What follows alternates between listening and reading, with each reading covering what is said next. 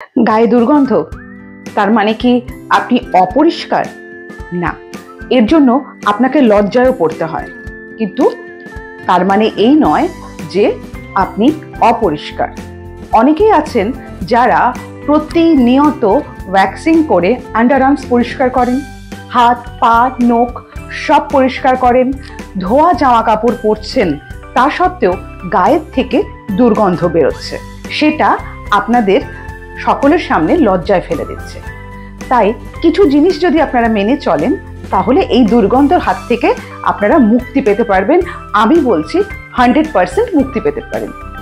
কি দেখুন, জানতে হবে এই যে আমাদের বডি থেকে যে দুর্গন্ধটা বেরোচ্ছে, পরিষ্কার করার সত্ত্বেও বেরোচ্ছে, তার মানে আমাদের ভেতর থেকে গন্ধটা আসছে, হরমোনের কারণে গন্ধটা আসছে।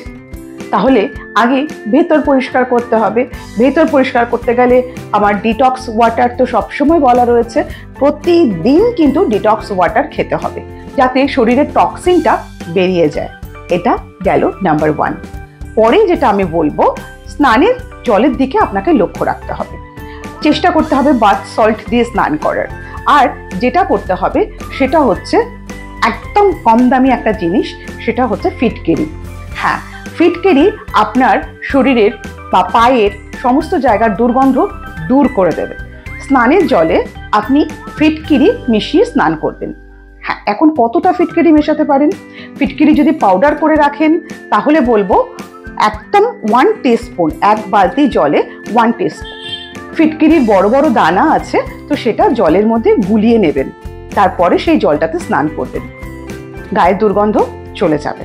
আর তার সাথে সাথে অডিকলন, যখন স্নান করছেন সেই স্নানের জলে অডিকলন মিশিয়ে নেবেন, বা স্নানের পরে আন্ডারআর্মসে বা প্রাইভেট পার্টে আপনি অডিকলন ইউজ করতে পারেন।